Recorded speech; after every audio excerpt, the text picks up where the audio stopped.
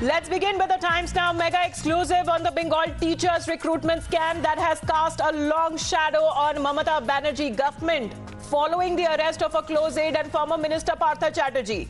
Now let's break down the details, but Times Now is bringing you conclusive proof of Partha's land ownership. There is documental proof of Partha Chatterjee and his trusted aide and actor Arpita Mukherjee's deep ties that goes back to several years, where sometimes Partha Chatterjee has even denied. But after this Times Now breaking update, there will be no doubt about the deepening ties between the two individuals, where Times Now has accessed revealing sale deeds, proof of Arpita's and Partha's joint ownership of land and details of joint property Partha Chatterjee may have hidden from the public eye. Details coming up as we have been giving you the details of the arrest ever since the mega cash haul, the gold recovery that has happened, diaries that have been recovered, coded words that have been recovered. When it comes to Partha Chatterjee, he says he doesn't own the money that has been seized from the associate Arpita Mukherjee's residence. He's also suggested that he shares a casual relationship with Arpita Mukherjee. However, when it comes to the Enforcement Directorate sources claiming to have unearthed several Benami properties directly or indirectly owned and linked to Partha Chatterjee and Arpita Mukherjee. Now, while Partha maintains that he is being framed, Times Now has now exclusively accessed papers that suggest Partha Chatterjee has been more than economical with the truth. Now, there are new and fresh evidences that are cropping up that are bolstering the ED's case against the former minister. The Times Now has accessed the sale deed of a property in Bengal's Bolpur, which was jointly purchased by Partha Chatterjee and Arpita Mukherjee. Now, this is the sale deed that goes back to 2012, 10 years before that we are talking about. A sum of 20 lakhs that was paid for this land deed that was spanning over 7,000 square feet. Now, the sale document carries the signatures of both Partha and Arpita, and now here's why the land deed is very crucial when it comes to the ED investigation. Now, this is a finding that contradicts Partha Chatterjee's claim of owning no land and knowing Arpita Mukherjee that closely or having any relationship with her. Now that Partha Chatterjee also has a lot to hide becomes very clear from the election affidavit that has also been accessed, that was filed just last year, stating he had no immovable assets including land. So either that means agricultural or non-agricultural. So this clearly suggests that Partha Chatterjee may have also tried to hide at least this particular property that he apparently purchased way back in 2012. We are talking about Partha Chatterjee's EC affidavit that was filed in 2021, just before the Bengal Assembly elections. However, he says he doesn't own any land whatsoever. So both against the agricultural and non-agricultural land, Partha Chatterjee, where it is mentioned in the form, he is written as NILL, which is nil. So that's just one property, viewers, we are talking about.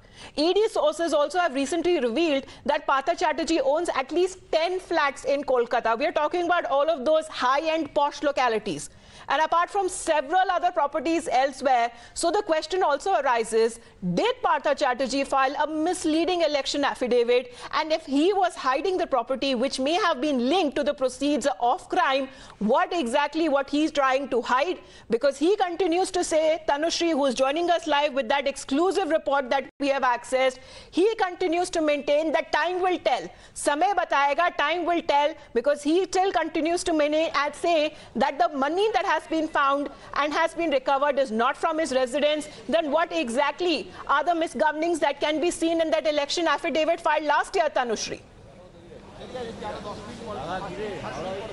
Well, yes, if you see, trouble is mounting for Partha Chatterjee, because on one hand, in the election affidavit, he has made claims that he has no property like that OPA. So therefore, there's no mention of OPA or the other flats that are being found out by the Enforcement Directorate. Also, in the election affidavit, if you see, Partha Chatterjee has just mentioned one insurance policy. But according to ED sources, there are several insurance policies of Partha Chatterjee where the nominee is Arpita Mukherjee. So what about those insurance policies? How come they have not been mentioned? So certainly Partha Chatterjee has been hiding a lot. That is what we are getting to know from Enforcement Directorate sources. Today, right now, we are here in front of the City Sessions Court, where after some time Partha Chatterjee and Arpita Mukherjee would be produced because the Enforcement Directorate's remand ends for the 10 days. But we are getting to know from Enforcement Directorate sources that they would like to get Partha Chatterjee and Arpita in remand for a few more days, because firstly, the black diary and the pocket diary, which we at times now had exclusively broken, those diaries are being decoded, and there have been initials and phone numbers of persons whom had brought in money to those apartments in Taliganj and Belgoria and who had taken out money from those two apartments. Now, if those individuals can be identified, then a bigger link would be found. Also, the diaries, according to the Enforcement Directorate sources, have been written, handwritten. So whose handwriting is it? Because both we know Partha Chatterjee and Arpita Mukherjee claim they do not know about these documents, this money. Partha Chatterjee says this is not my money, it is not found in my residence. Arpita Mukherjee is now saying that the money was brought in her absence. So then who brought in the money? Who had access to the flats? These are becoming very important questions. And CCTV visuals are looked in. Land but and posh properties, the pictures that we have accessed, Tanushree, we are showing them exactly when it comes to the joint ownership. It is not about Arpita Mukherjee's name who keeps on coming up when it comes to the recoveries of the properties, and many of those multiple flats, say, in those posh localities seems to be happening by the Enforcement Directorate. We are also getting to know, Tanushree, that the details of the ED has also been accessed. Right now we are playing here on Times Now. There's exclusive pictures of over 7,000 square feet of property. This is said to be jointly owned by Arpita and Partha Chatterjee. So Arpita Mukherjee and Partha Chatterjee being the joint owner of this property. What exactly, where exactly is this property that we are talking about? We are told that the ED team has also reached there. Well, yes, the Enforcement Directorate team has reached right now. While we are in City Sessions Court, the raid is being conducted in Oppa. Now, the Enforcement Directorate teams are looking into the property, when the property was built, who it was bought by. They are looking into the deeds. They are looking in whether more cash can be recovered from there or whether there can be more documents. We know that this property was jointly bought by Partha Chatterjee and Arpita in 2012 in Shantiniketan. And after construction, it's a mansion. If you say it's actually a mansion over there that Partha Chatterjee and Arpita jointly own. But this is not the only property in Shantiniketan. There are several other properties spread across in Shantiniketan that will also be looked in by the Enforcement Directorate.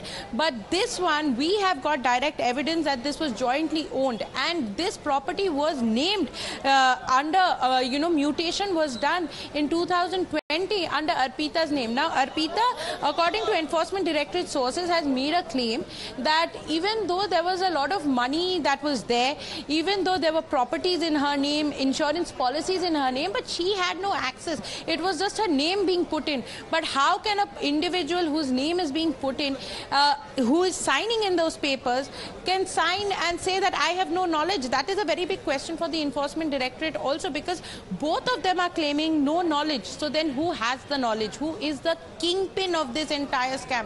That is what the Enforcement Directorate wants to know. And absolutely. right now, and just before they will be produced in court, that Tanushree is getting us those live updates. We'll just come back to you, Tanushree, those live updates that we are picking up. More and more exclusive details that are now coming across.